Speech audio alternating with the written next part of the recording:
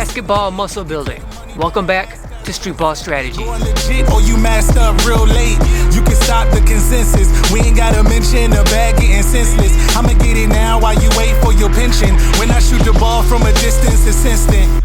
Today we're talking about how much muscle you need as a basketball player, but more importantly, what should the body composition be of that muscle? The easy and obvious answer to that question is, well, it depends on you and your game and your goals. But I want to focus today on more so the composition of that muscle on your body and how you should get it there and how it should be proportioned correctly.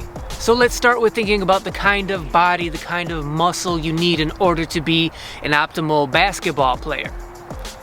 Like I said in my why I think basketball is the most athletic sport and has the most athletic players video, basketball is so well-rounded when it comes to athleticism that the body it forces you to have, I feel is the most athletic body a team American sports player can have. If you think about the athletic movements that is required for basketball, it's pretty much a cardiovascular-centric activity that requires some explosion. So you gotta jump and sprint and move laterally, and then depending on your position you have to do some stand-up wrestling or some stand-up grappling. So the typical basketball body type is usually being lean in terms of body fat, and then having lean, long, sinewy muscles as opposed to like big, bulky, powerful kind of muscles. And because basketball is the most athletic sport, if you only play and practice basketball and don't do anything outside of the basketball court, any additional training, if all you do is practice and play as hard as you can on a consistent basis, that can yield you to not only having a basketball body as you would have in any sport that you play consistently, but that basketball body I believe to be the most athletic body that you can develop playing any kind of a sport. When you think about the composition of the typical basketball body, or the body of the best, most successful basketball players in history, something else you will notice is that they all have proportioned, balanced bodies. Meaning, like, for instance, their legs aren't big and huge and powerful, but then their upper bodies are kind of small and skinny and weak.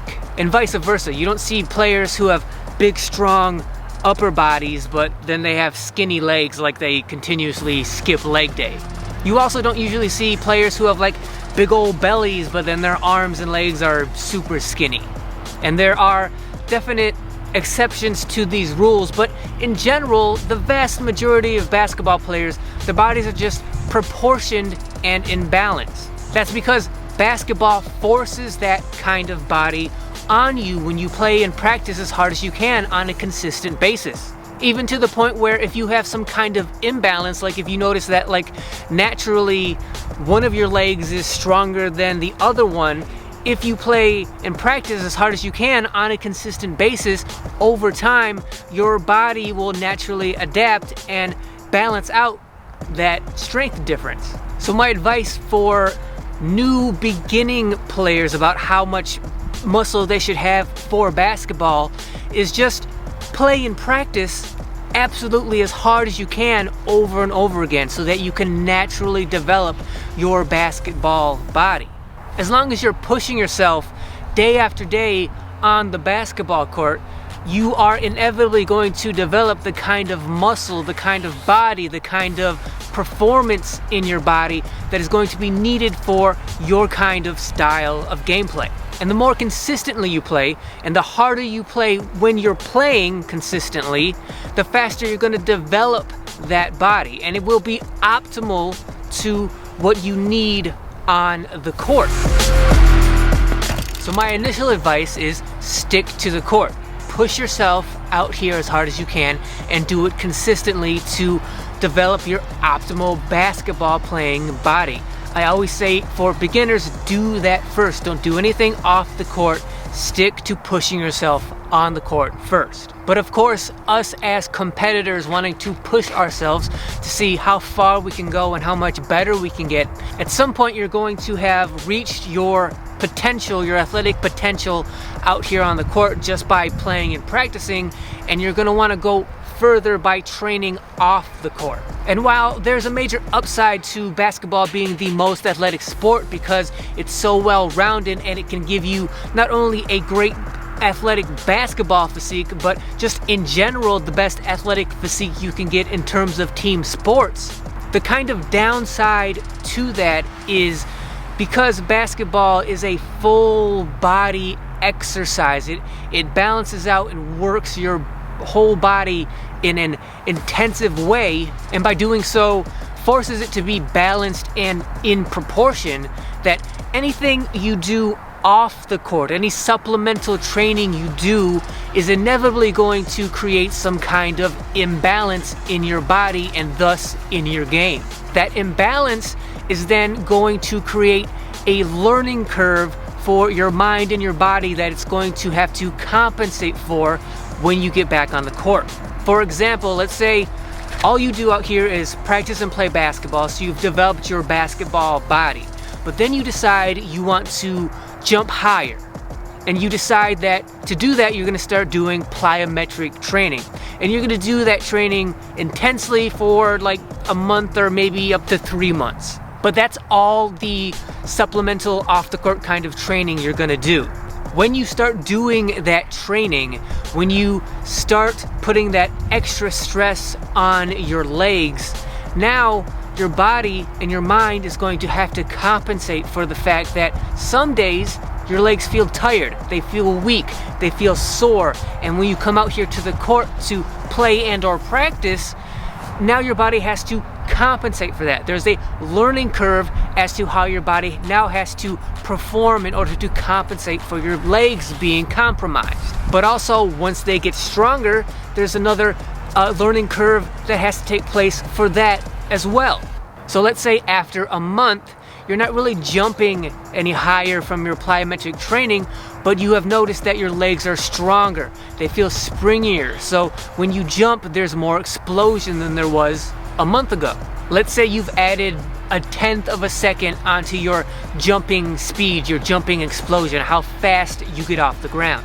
Put that into context of how you shoot your jump shot, how complex that is, how intricate shooting your jumper is. You spent all your time out here practicing and playing basketball, developing a very specific jump shot that is optimal for you, but then off the court, because of your plyometric training, now you've increased the power and strength of your legs, but you haven't been doing any kind of other training to make the rest of your body stronger, plyometrically more explosive. So while 1/10 of a second faster getting off the ground doesn't sound like much, now when you shoot a jumper with that faster jump, the rest of your body and your mind now has a learning curve as to how to shoot that jumper properly.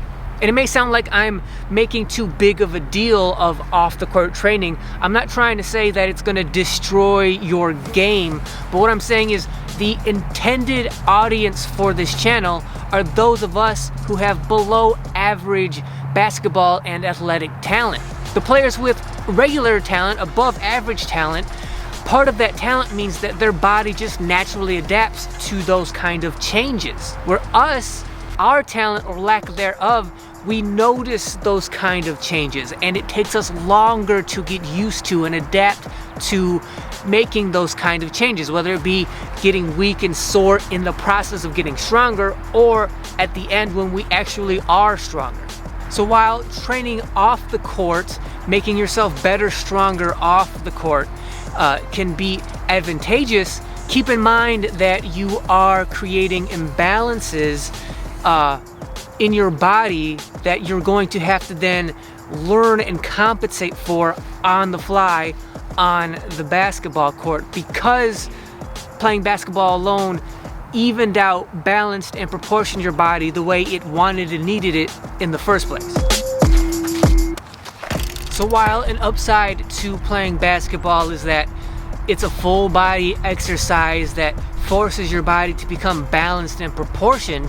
One of the downsides could also be perspected as, well, if you're gonna train off the court, you kind of gotta train your whole body, or at least ideally, theoretically, if you're gonna train off the court, you're gonna make yourself stronger, you would train your entire body in order to avoid creating those imbalances.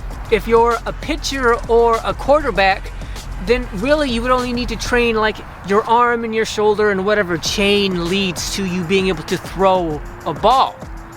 But in basketball, because you use your whole body and doing so forces it to be balanced and in proportion, when you train it off the court, you kind of got to train everything to keep that balance in proportion. If you make your legs 5% stronger from doing plyometrics for a couple months, but you don't train anything else, if you don't train your core or your upper body and your upper body's still the same, well, now you have an imbalance there. Ideally, theoretically, you would plyometric train your legs as well as your upper body, your core, and your arms to keep everything in balance. And by doing so, hopefully there's not as much of a steep learning curve. Hopefully you flatten out that learning curve that would be created if you only trained your legs. Something else to keep in mind is don't just limit that idea to like upper body, lower body, and core, right? Also think of it in terms of specific muscle groups. There's also balance that's needed when you have agonist muscles. For instance, if you're gonna train your calves, if you want your calves to be stronger, so you put, a barbell on your back and you're doing calf raises, right?